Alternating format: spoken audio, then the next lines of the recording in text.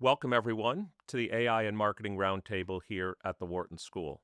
I'm Eric Bradlow, Professor of Marketing Statistics and Data Science here at the Wharton School. As you can also see by my branded content, I'm also Wharton's Vice Dean of Analytics and Artificial Intelligence. I'm joined by my colleague today, Stefano Puntoni. Stefano is the Sebastian S. Kresge Professor of Marketing.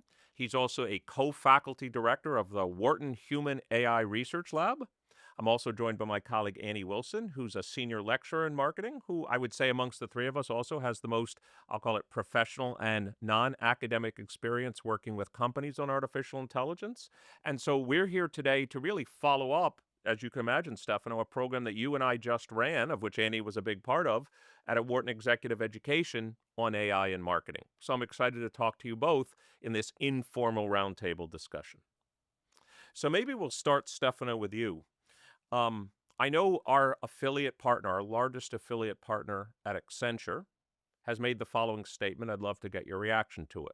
Most companies start with the efficiency side of AI, like how can I reduce cost, possibly even how can I redeploy headcount, but eventually start to realize the real value of artificial intelligence, especially at the firm level, is doing things you couldn't do before. What's your reaction to that? Do you believe that order is what most companies are doing? How are you thinking about it? Yeah, I think that's right, and I think the focus on efficiency and productivity and cost saving is driven by a variety of factors. Some of them have to do probably with short-term financial incentives that are placed on firms and executives. Others probably have to do with the fact that it's easier to see how we can do what we do today faster or easier rather than imagine what else we could do that we are not doing. So I think an element of it is also that it's just a little easier, I think, to focus on productivity than to think about what are the potential for value creation this technology can have. I think that's a good point. And, just before I jump to Annie on that, I think they put it in a very simple way to me. You can only drive cost to zero, but you can drive revenue as high as you want. And so at the end of the day, a lot of people also want to justify the expenditure, and a lot of it can be done short term, as you said, on the cost side. What are you seeing out there in the field, Annie, if you'd like? Yeah, I think that feels true to me. I think it's also a difference between the perspective that leaders have versus the people actually executing on the work have. And my sense is that the leaders are focusing on cost savings because it's also the easiest thing for them to see at a high level and automating workflows more broadly. But the individual workers are actually experimenting with how to do things they couldn't do before or how to do what they already do a lot better and faster. Um, and so it does seem to be that that's following cost saving.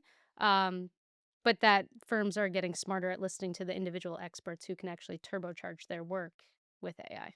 How much are you seeing, by the way, just as a follow-up to that, how much are you seeing kind of the firms now forcing themselves to map out the workflow of various jobs? Because as you said, now that people are agentically thinking about taking parts of the workflow and using agents for it, well, you have to know the workflow. So do you think almost like an incidental benefit of this whole AI revolution is the workflow revolution that are forcing firms to be more, if you like, precise about how things get done?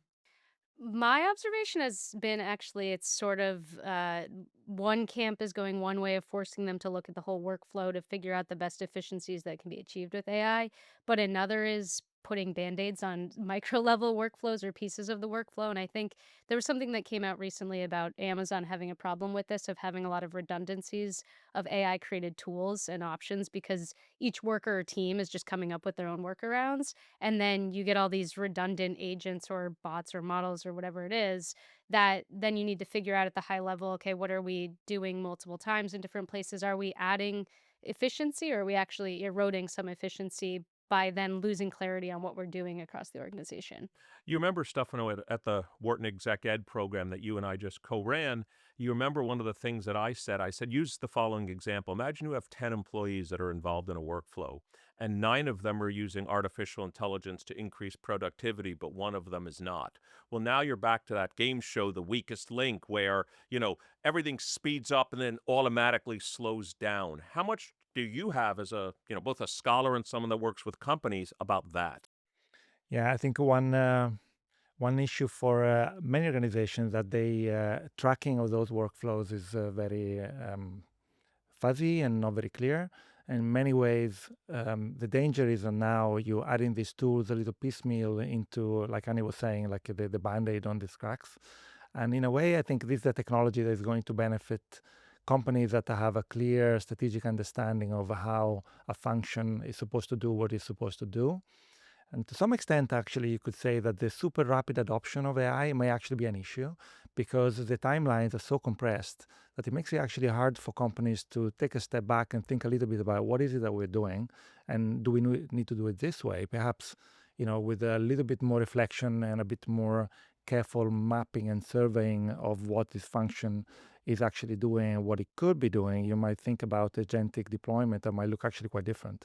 But you never give yourself a chance because basically you have to do it next week, and next week you can only put the plaster on. Basically, that's Well, I think one big point you just brought up is I think the measurement right now is poor. In other words, unless what you're going to do, which, by the way, from data privacy rules may actually be illegal to do, which is I'm going to put some sort of device on Annie Wilson or Eric Bradlow or Stefano Puntoni's laptop or phone, and I'm going to see how he or she is using artificial intelligence, what they're querying.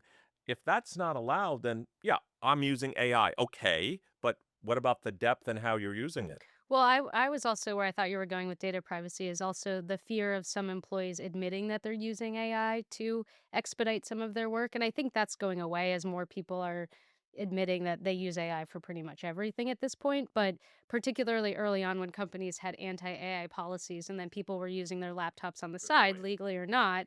But I don't want to tell my boss, oh, you can actually just do this in AI and not pay my salary because we could do this really quickly. So there's, I think, sometimes this fear of replacement in the workforce that makes people hesitant to admit how they're using it that would replace their expertise, but then that actually holds back the whole organization. I think it goes back even to the point of productivity versus effectiveness. I mean, a lot of the emphasis in both externally facing communication and what companies are actually doing has been focused on time saving and productivity. And now, basically, you add this element maybe of surveillance that comes with measurement. And I'm thinking, as an employee, like you have this fault line now between leadership and labor, where you say, okay, now I've been tracked and monitored and checked so that basically machines can learn what I'm doing and then they're going to get rid of me. I mean, the vibe is not great. So I think there is a It's a tension. legitimate concern. It's a legitimate concern, especially where the CEO is going out there and every announcement they can, making the point of how much they're going to be more productive because of AI and say how many people are going to get rid of. You have a lot of that narrative focused on cost saving, and for most organizations that means labor. And so it shouldn't be a surprise if employees then are be skeptical and worried when they see those, especially when they're kind of heavy-handed effort at measuring and tracking. Well, I think also to your point about like the overly rapid adoption of AI, and I think combined with what you just said, the pressures to show productivity returns really quickly because of AI technology is also increasing. And so already employees at many companies feel really strapped for time. I don't have time to learn first principles or to do that employee development or whatever it is. And now everybody feels like they're drinking from a fire hose of every day you learn a new thing that AI can do or can't do. And people feel like they don't have time to learn these proper use cases, but they need to show returns really quickly. So they're just like slapping on solutions and hoping it's the best form of however they could use it. You could also imagine, I'll just put on my statistician hat. It's hard for me not to.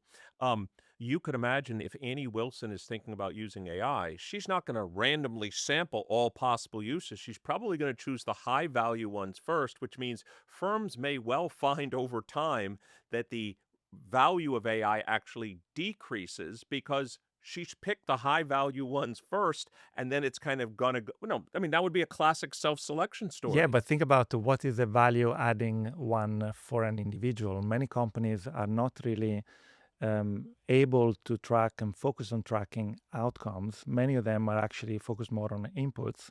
And so people are going to basically show that they're using AI a lot and take all the low hanging fruit that they can take. And that may help here and there. But perhaps the biggest reward might lie in use cases that actually need more time to deploy and coordinate because of the data, because of the complexity of the workflow. And those don't get done because the individual worker doesn't actually have the incentive to Right, do there's it. no incentive. Matter of fact, it could make me in the short run less productive because I'm bringing this new technological tool into my workflow. So, Andy, let me move to another area where I know a lot of your research is on, which is I think we all agree, like for myself, like I used to write a lot of code, and we agree large language models, AI, can help me write code. Let's call that the execution phase of my job. But what about the judgment and decisions humans actually have to make? What have you seen, or how are you thinking about, does it lead to improved decision making? Yeah, I think it can lead to improved decision making, but the important caveat is when it's paired with good judgment or good taste. So I know we often distinguish between tasks that can be automated with AI and those that should be augmented or augment human judgment.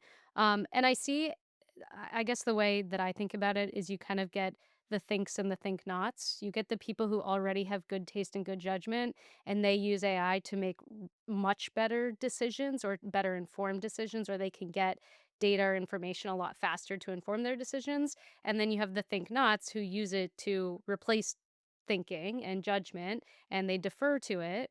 And so I think, at least I see this in the corporate world and also sometimes in the student population, where you get this sort of bimodal distribution of people's work becoming really good at the judgment and taste level, and then a lot of other stuff becoming more AI slop or in the middle, sort of average responses. So I think you see it really helping those that already have good judgment and taste. And then the challenge is going to be how to you, in my mind, how do you acquire that to turbocharge your work later if you have entry level employees who may not already have that knowledge or that wealth of information? So let me ask a follow-up to that. Would you agree, if your statement is true, do you think we'll actually see a greater separation between, let's call it the, like right now, let's say without AI, there's the people that have good judgment and taste and people that don't. Now you could imagine if people with good judgment and taste also use AI wisely, you could imagine a greater separation. Do you think that's what we're going to see? I think it's possible. I think the floor will definitely go up. The floor has definitely already gone up. And then the question is, how high is the ceiling? So I think you will get that variance. And then the extent to which it's a discernible or observable distinction between those two groups is going to be how high can that high performing group take that ceiling. Yeah, how are Yeah. you thinking about it, Yeah, Stefano? in the academic literature, one of the most interesting areas of research around work and AI has been the impact of AI on the work quality or the work productivity of a heterogeneous workers population. So you basically now have a group of workers, and some of them differ in ability, effort, education experience, whatever variable might be driving performance. And now the question will be, you throw AI into the mix, what's going to happen to that heterogeneity? Is it going to be shrinking or is it going to be increasing? Right. In many situations, the finding that is being reported is that of actually a shrinking of the differentials. And basically, now you see that, like Annie was saying, the floor is being lifted, and those who were the poorer performance are now doing much better. Everybody gains, but those at the very top have less to gain, and so the differential shrinks. But that doesn't have to be everywhere. And it depends very much on how AI is being deployed. If you think about workflows, where AI is being deployed to take care of tasks that are maybe somewhat repetitive or that require lower level of judgments and taste, and they just like being automated to them, freeing up mental capacity for the experts to bring their expertise to bear on the instances of the tasks where that expertise can have the biggest returns, then actually you should observe the opposite, where you see bigger differentials, where the the winners becomes even bigger winners. Could you spend maybe a minute or so, Stefano, since you're one of the co-authors, along with some others and GBK Collective, on the AI adoption report? Could you say, since it's for 3 years now, you've been leading this effort, could you talk a little bit about what you're seeing with AI being adopted at companies? Where throughout the organization are you seeing the most growth, et cetera? Yeah, so this is a an effort that we've been doing with GBK Collective since 2023, and we are gearing up now for the fourth wave of data collection. We sample leaders at large US companies across verticals and functions, and we ask them lots of questions about their AI adoption behavior patterns, but also about the firm's investments and what they see. And what we find is basically that the quite widespread narrative that AI is not working in organization, that it stops a pilot and they're all failing, and that sort of like a slightly doomsday view that you've seen in many papers.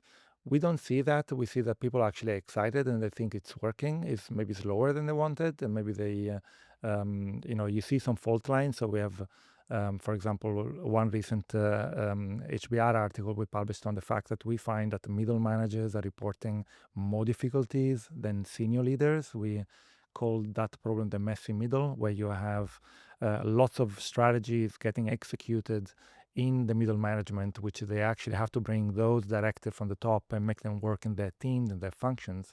And those managers are really under pressure. They still have to keep the I ball like going. donuts, so I call it the donut hole, but The that's donut. okay. So for them, that's basically AI adds a source of stress. It makes things harder in the short term. They also feel basically they pressurized from the top for the results, but also from the bottom because there are a lot of workers with anxiety and concerns about what this means for them. Yeah, So you middle manager, just do this AI yeah, thing. You know, the top says that, and then you just have to just go ahead and do it. Anything you're seeing there with with kind of execution at firms as well? Yeah, I think I'm observing similar things as Stefano. I think also what it sounded like you were illustrating is the difference between strategy and tactics. And the middle manager often gets stuck in that, no matter we're talking about AI or anything else, where it's easy for top level managers to set a strategy around AI. And then in some cases, it could be easy to execute it if you are responsible at the bottom of the organization tactically. But in the middle, translating strategy into tactics and managing all those people who have to deploy that strategy and all the different tools and the learning curves required in implementing those tools now is a really big ask of middle managers who are already kind of getting squeezed before AI just from a labor cost perspective. Yeah, so Stefano, let me lots of employees at companies, Andy talked about this earlier, are kind of dabbling or trying things with AI. But we could argue that that's not going to get it done at the corporate level. So how do you what challenges do you see with what I'll call experimentation versus scalability, that lots of people individually may be trying it for tasks, but how do you have you seen creating a culture where things that work can actually be spread throughout the organization? yeah, the challenge for many companies to bring lots of those pilots are being currently done across the organization using AI to do all kind of stuff and translate them into scalable products that they can basically really transform how work is done. That's a much harder lift, obviously. I don't know the answer to that question. It's a difficult one. It might even be specific to individual organizations. I don't think there's going to be one way of doing it. But my sense is that probably this is a area of innovation where you need to somehow liberate energy from the bottom, but also have a strong vision and resources from the top. So in a way, if you kind of like shovel it down employees' throat by saying you have to do this from the top, that might not be working because people have to really learn to adapt their workflows, and that requires them to want to do it. At the same time, if you just leave like in a far west style, just do to go and do wherever, and then that also raises concerns and potentially also liability and issues like that. So somehow you need to find a way of meeting in the middle where you have vision, resources, support from the top. So you've got compliance, you've got IT, you've got a strategic agenda that makes sense and that people want to get behind. And at the same time, you have to liberate the energy of employees. And that can only work when they see it a win for themselves, not only the organization. So how do organizations make it a win-win, meaning it's good for the employee and it's good for the company? So what kind of incentives are we going to put in place so that people don't feel like, for example, if I do it, I'm going to get replaced, or if I do it, they're just going to give me double the load, or if I do it, they're going to fire my colleagues, whatever. I don't want that. So how do I, adopt it in a way that actually I feel I want to adopt it? I think that's Yeah, so I have two follow-up questions for you, Andy. Before we got on the air here, you actually had a thesis or a hypothesis about what types of organizations may be, able to bring something at a more scalable effect. So first, can you talk about that? And then I have a second follow-up for you. Yeah, I mean, I think generally smaller companies have an easier time bringing these sorts of new tools and innovations to scale just because they tend to have better alignment and better communication across different teams and vertically and horizontally. I think it's really hard for big organizations to bring something to scale and get everybody on board with using the tools, but then also understanding the mission and the purpose and how to actually use them properly. You see this with any time a brand tries to rebrand. It's really hard for a big brand to do it. It's easier for a little brand to do it because you can get everyone on the same page faster and more easily. And also I think to Stefano's point, it's not just encouraging the bottom of the company to feel they can talk about how they're using AI and not fear replacement or more workload, but also to feel like if I suggest this use case, will I actually be listened to? Or is someone just going to nod and smile and then move on to the next meeting? And my personal observation in large companies is a lot of really smart people whose ideas aren't being heard. They're getting stuck in meetings where everyone can say no, but no one can say yes. And they need opportunity to show off these creative and innovative uses of AI. I know some companies use hackathons for these reasons. You get everyone together to solve a problem with some tool or method. I think that can be really effective, or just encouraging more cross pollination of ideas and genuinely listening to employees' suggestions for use cases, because that's just going to drive your employee to go use AI and create their own business with it too. Yeah, actually, I know. I was just going to say one follow up to what Annie said. I actually thought, we at Wharton AI and Analytics, we do a Hack AI-thon every year. As a matter of fact, ours just ended on Friday. It was with Expedia, and it was about using their text data for reviews and what to present to customers. But when I go around the world and travel and talk to companies, you're right. I was surprised at how many companies are doing internal Hack AI-thons now. I just thought it was something like, I was so proud of myself, like, we created this at Wharton.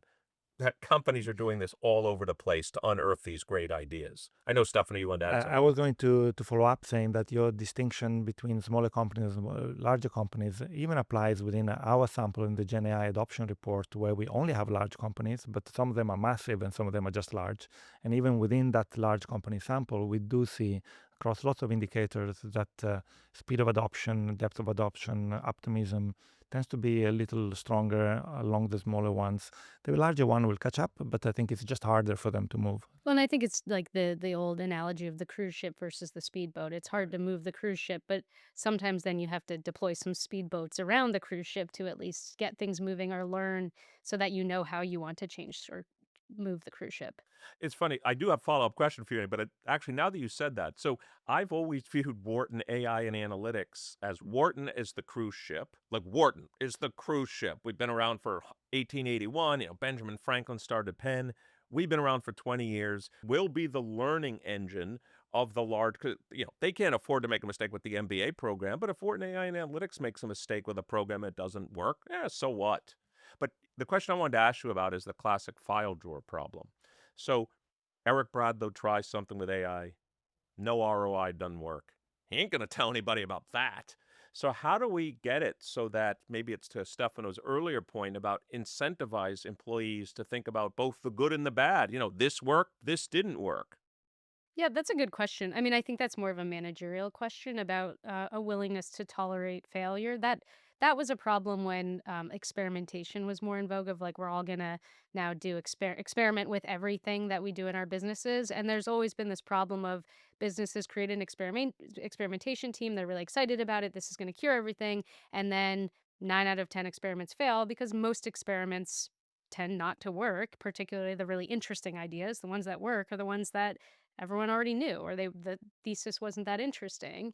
So I think there needs to be some tolerance for that failure, and that also goes to the earlier point about understanding of the costs of learning, that takes some time and reflection to figure out what we can do and how we can best use it, rather than just jumping in and assuming we're just going to use all these tools and everything's going to be better. Yeah, totally. I don't have any data on this. I don't know if anyone has some evidence on this, but what I've been advocating since the very beginning will be for companies to try to give people the necessary room for that experimentation and say maybe per function you could earmark, like, identify people who, from whatever reason, you think are people who should be particularly valuable learning what AI can do, especially at the time of agents where the individual productivity could be magnified by a very large amount, and give them something like, I don't know, half a day a week where their goal is just to play around. No KPI on performance, just KPI on learning, and basically report back and document everything they've done and all the things that didn't work. I mean, those are useful too. And I think in a way, in most deployment environments, there is no incentive really for the worker to document all those failures. But I think those are also important. Yeah. So let me ask you, I think it's fair to say in your own research, you study consumer decision making, right? Mhm. I think it's fair to say, right? Yeah, that's a good thing to fair. I think it's fair to say that. But what happens in a world where the AI, the bot, the automated buying agent for Eric Bradlow is now the decision maker. How do you see the field of marketing, since we're talking about AI and marketing here, how do you see that changing as we're all kind of, if you like, offloading more and more to both automated agents, or before I buy, I go to ChatGPT or whichever Anthropic or whichever large language model you go to, and you're like, well, I'm certainly not making a decision before I read this. Yeah, I mean, I think it's a really interesting question, and it actually came up in the program a couple times, and I was actually talking to some of our colleagues last night about this. I might sound like a cruise ship, but I personally don't think it's actually gonna change as fundamentally as some of the narratives suggest it will. I think first principles are still gonna matter, even if you're going to an AI bot to ask it for product recommendations. In a lot of ways, it's not that dissimilar as Google search, and it might be one of still many inputs that you're taking in. I think certain industries and product types may be at greater risk where if I buy purely on utility and function and it's easy for AI to sort through it and I don't care about the brands, then it's really easy. For most things we do still value brand though. And in my opinion, a lot of that brand equity gets indirectly into the model too through things like consumer sentiment, reviews, earned media. That, yeah, I don't really care if my soap has a particular social stance or not, but Dove is talked about more positively and talked about more in Adweek and Reddit and Ad Age and whatever because of their real beauty campaigns, which may increase the likelihood it gets surfaced to me. I also think positioning's not going to go away because if I say what's the best X for me and my AI model knows me, it's going to suggest something that's positioned for me. So it also depends on, are you trying to be the best in class or market to a particular customer segment too? I hadn't thought about the possibility, as you pointed out, that more stronger brands, of course, take more space in the lexicon of language and video, and therefore they are represented more in large language models, which means they'll be represented more in the things that are shown. I hadn't thought about that, if you like, cyclical component. Let me ask you the follow up to that, Stefano, which is it's related, which is the buying journey. Like when we always thought, like I always thought of Google as, let's say, Google search as the top of funnel. Like it's the thing I do to unearth maybe the consideration set, and then I kind of dig down and decide which ones I want to do more information search on, etc. Where do you see artificial intelligence right now? Both, maybe you have a thought difference in B2C or B2B, but how do you think about its role in how we make buying decisions today?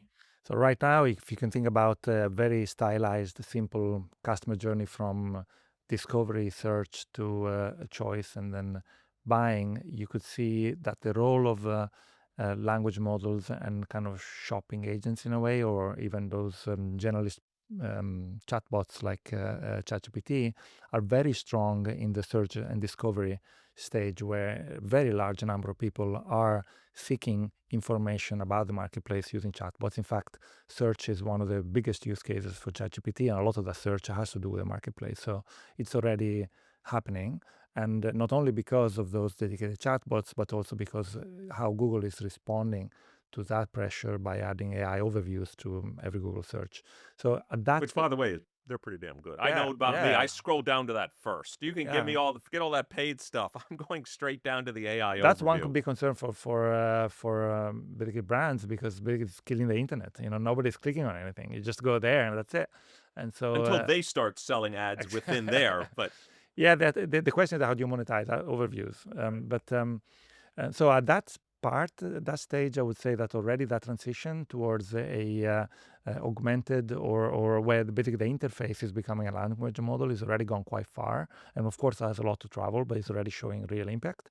At the other end, when you're thinking about actually purchasing, that's where personal agents and shopping agents are going to basically be a source of delegation, where basically consumers are going to say, I need to find a flight between here and Seoul, Korea, and I want these constraints and these dates and these prices, and go find me all the possible routes with all the possible mileage advantages I can get for these different airlines. I can do it. It'll take me 2 hours and kind of boring, and I'm busy, so I'm going to have an right. agent optimize it for me. And That's a great use case, it's a by the great way. use case, and I think basically the 2026 is proving to be the takeoff year for personal agents. You saw the OpenClaw and Clobots kind of thing. Earlier this year, you've had Anthropic adding plugins of all kinds of the last a couple of months, and so that's happening. And the question is then what's going to happen to brands? One option is that basically this is going to commoditify, or whatever you call it, commoditification. a terrible word. Decommodification, Yeah, if whatever. that's a word. Basically, what you're going to say is like, I take that purchase process and I put it in a spreadsheet, essentially. I want to get rid of the brand. I want to buy the most efficient thing given the settings. This is what a lot of brand managers are fearing, that basically those bots are going to make decisions based on objective attribute performance and price and availability. But It's a big it's not concern. obvious that it's going to be like that in many categories, because in many categories, actually the brand might be a moat, where it might actually, a strong brand preference might even prevent consumers from basically prompting the agent to search broadly by saying, I want that brand. I have a strong I preference. would also argue, though, too, that, and we saw this before AI, that even as categories become very commoditized in those cases, either user experience or brand does end up becoming the moat. And you can even look at like bottled water is the famous example that, like, once it's a commodity, we're still seeing you still prefer one brand of water over another, and Liquid Death still came in and stole a bunch of market share. So in some cases, that commoditization acceleration could increase the value of brand in a lot of categories Also, too. brand might affect targeted or specified prompt engineering. Like what I type in may be influenced by the brand. So it just moves to a different part of the search funnel as opposed to unearthing it. So I suspect that there will be corners of the economy where agents are going to strip away some of the market power that brands are providing firms, but that in many situations that might not happen. And there will be some corners of the economy where actually the opposite might happen. So, Andy, let me ask you a follow up to that about branding, because obviously you teach our course, one of our courses in branding. You obviously teach a course in advertising for us. Obviously, a lot of stuff today can be automated, like ads can be created. And so, how much would you, if you were back in your previous job, whether it was at Vanguard or all the other companies you work for, um, how much are you worried about authenticity suffering when this AI engine is now creating the heart and soul of what I do, my visuals, my text, the way I represent myself to the consumers? How confident are you that even if improperly prompted, that an AI engine can really get the same authenticity that we want for our brands? Yeah, I think this comes back to like the role of taste and judgment in using AI tools. And I don't worry, like, on the whole about I mean, I think we will see a lot more advertising that looks inauthentic or not accurate to the brand or feels stilted in some way potentially. I think, though, to your point, it also depends on the prompting. And we talked about in the AI branding course during the program, how can you actually give parameters to AI tools to make sure that there's brand consistency and that your tone and manner and visuals feel consistent with the brand. I also know some brands have experimented with, the big beautiful storytelling ads. They're not going to offload to AI, but the digital performance, I just want to get you to click on the sneakers, they Great can do point. some amount of personalization and let AI iterate, to optimal degrees. And so I don't so much worry about that. What I do worry about, not that it keeps me up at night, is the over personalization with AI in automated advertising, and that if you get so hyper personalized, you do lose the brand in the process, or the cultural meaning of the brand in the process, which in those categories, or in the potential case in which brand becomes more important, I think could erode value for a lot of brands in the long term, even if it brings you short term returns.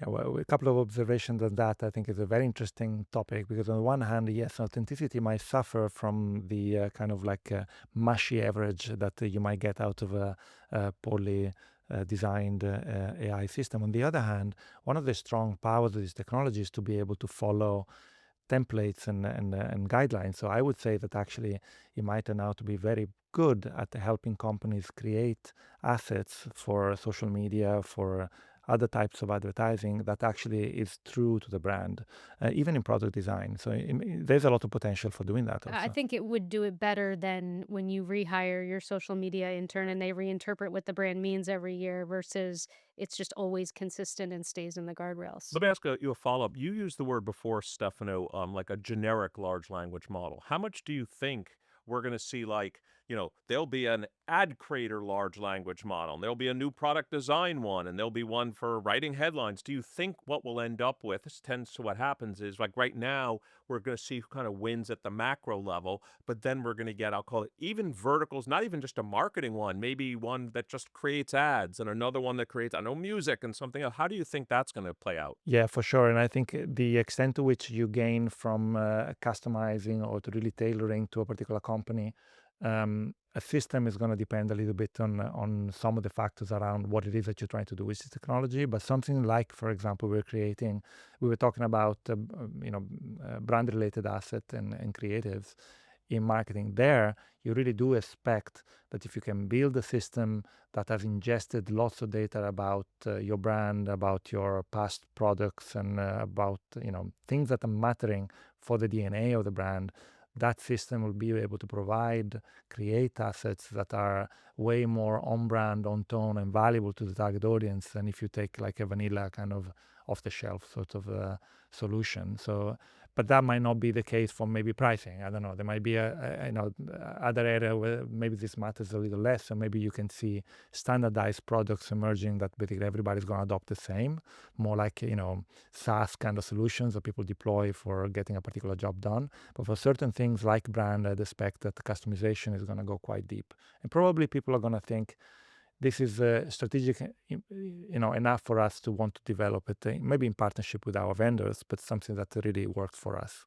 I think there will be a difference too in like the sub-segmentation at the level of the model versus the product deploying the model or the wrapper put on the model, that like you might get benefit of building a particular model for a certain use case or industry, and you see that already in legal and healthcare spaces. But also I think Gemini's strategy at Google right now is Gemini powers all these different products, but I still want, for my ease of choice, different products for these Oh different yeah, I things. don't see why anybody would be insane enough to say we're gonna try to out Gemini or, ChatGPT, but its use case for training my model with my vertical or product problem in mind, that makes a lot of sense. Even though I have written down SP here, I'm gonna ask Annie this next question on because I know one of the behavioral biases, many people study is overconfidence. How worried are you that I type something into my chat bot or my prompt box? It gives me an answer. I'm like, that's it. That's the answer. Now, forget just about hallucinations. How about the fact that forget whether it's right or wrong, it's an input into the decision you make. How concerned are you as someone that studies decision making, especially for people making decisions at firms and as us as humans, that there's going to be an overconfidence because, well, the large language model said this? Yeah, it's interesting because I think I'm more or less concerned for different groups of people, because I do think there are groups of people who still have like a healthy skepticism toward and an unlikelihood to defer to models. I think also like the risk and cost of the decision is going to matter just as it does in any consumer decision. I think I worry about it more for the less AI literate who is just doesn't, and I affectionately may refer to my parents in that, who think everything it says is true, whether it's hallucinations or just the ability to compare information, or a novice that uses it and doesn't know what is BS and what isn't, and then doesn't have the training or the background to like parse out the slop from the signal. I think really the big challenge in working with AI across functions is going to be the difficulty of doing verification work. Yeah. You basically now move into a world where your job is not that of creating content, but that of assessing the quality of content. You're becoming like the metaphor I often use when I teach is you're moving from being an artist to being an art critic. And it's very hard to be an art critic. There's another thing. This technology is engineered to sound good, to look plausible. That's basically what is optimized on, language models are. And so you have to keep your critical thinking antennas tuned when you facing output that is very sophisticated, very complex, and also sound good.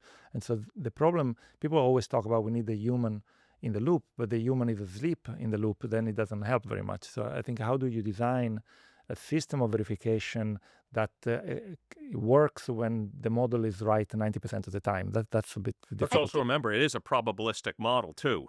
And I think it's interesting, and we've talked about this before, that actually a lot of the work I've been doing with companies recently is auditing the work they're getting from consultants or from other or internal teams. And what I've been thinking about and talking about with some of our colleagues is what is the role of the academic or the academic practitioner in an AI world? And to me, part of it is you can be the academic or the expert, however you become the expert, is being able to verify and look at the AI slop and, parse out things that feel fluent versus things that are true, that you still need experts in the room. But then that begs still the larger question in education: how do you create these experts and make sure they're learning properly up to that point in an AI world?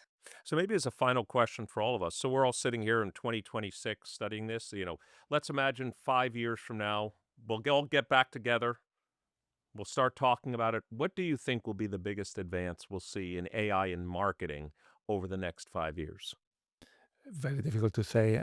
I would say that consumer behavior is going to change in this respect that we are going to see even further increasing adoption of those We as consumers. as consumers. And basically, companies will have to manage a buying situation where the role of the customer and the consumer, which we tend to think of them as synonyms, like customer and consumer, they often meant the same person. We may have a splitting of role where increasingly the consumer is a human, but the customer can be a human or can be an AI system, an agentic system powered by LLMs. And so the question then becomes, how do these things make choice? Where do they find? A lot of companies will have to redesign the back end completely to think about, how do we optimize our information provision for a world where people are learning this way and making decisions this way. I don't know that we know fully what are the types of innovation, but my hope is that beyond that, what we are going to find is discover amazing ways to serve our customers so we can create delightful experiences that create more value and go beyond, say, just how much time we can save with this technology to do something that is really moving the needle when it comes to customer relationships and customer value. Yeah, I mean, I think AI is a great technology of example of it's hard to. We often underpredict what will happen in 5 years and overpredict what will happen in 100. And in the AI's case, I personally underpredict what will happen 10 minutes from now with AI and probably overpredict 50 years from now. I think if I had an idea of the answer to that, I would be working at an AI company. So My biggest concern, I would say, is probably the cost, which is I know this is a project, as you know, we're working on with Accenture right now, is what's the true cost of AI? And I don't just mean the energy cost, I mean the overall cost. And I have concerns that the cost is going to start going up dramatically. And so that's going to have implications as we become used to using AI. And if the cost goes up dramatically, is this going to create an even greater divide? In some sense, we hope this would democratize things. You could imagine it being a have and have not divide based on the cost of it. Give you maybe a slightly different perspective that might be complementary to that. It's right now the cost of AI is not being priced into people's decisions because essentially we're burning massive amounts of cash. Okay, so AI companies are going to have a burn rate of like a Yeah, billion a month they're or so. losing money. So the question is that will end, and then we've seen efforts at trying to monetize, for example, free plans like advertising on ChatGPT, and that will continue. And it could be that once the cost of AI is probably accounted for by actually pricing that reflects its cost, that companies are going to make a different calculus, and sometimes even things like outsourcing versus technology. It is possible that offshoring that actually it may be cheaper in some functions to keep a human to do the job under certain circumstances. It's not obvious how the calculus is going to play out. But I agree with you that one correction that we'll probably see is that some shift in the way the financial markets are been pouring money into this technology. I mean, eventually the Right. burn There will has have to to be an stop. ROI to them. Well, on behalf of my colleague Annie Wilson, my colleague Stefano Puntoni, myself, Eric Bradlow, of course, on behalf of Wharton Executive Education, the Wharton AI and Analytics Initiative, we'd like to thank you for joining this AI and Marketing Roundtable.